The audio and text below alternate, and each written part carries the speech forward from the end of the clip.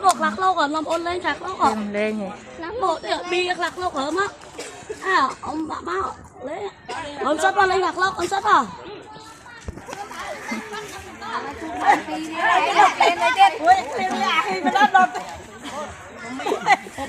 lên trên áo không ra là vậy phải đó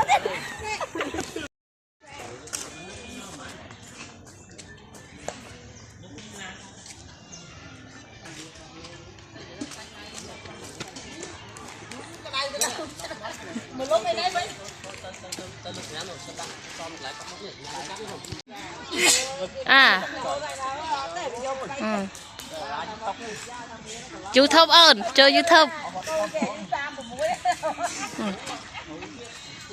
thọt to hello bố phai hello ta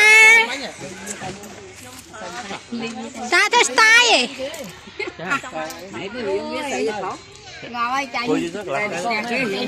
hello Nhật Nhật đây Thế bây giờ có nói chăm tu tập tại đó. mai style mới mà Chụp bộ đó. style mới Chụp bộ này nó. mai mà chụp bộ nó phía cầm sát mới mà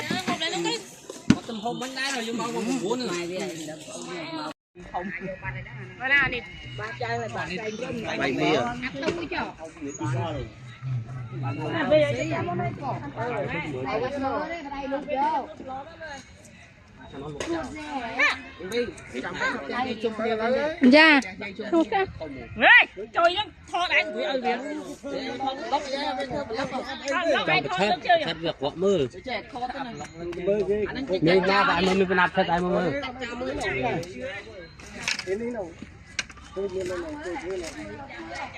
thì này là miền mục đây cả từ tây ra đây múa từ từ một phun nữa rồi đấy thế là phun này mà đây là phun mà đây là miền trong mục muông này không mai ấy đất dễ ấy đất không mai không màu nhang cái này hơi nè sao anh chơi cho món không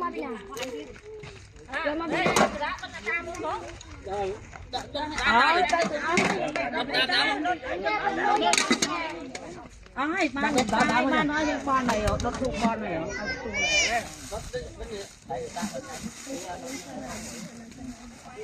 đất mai hệ mấy đất thuộc lại mai hệ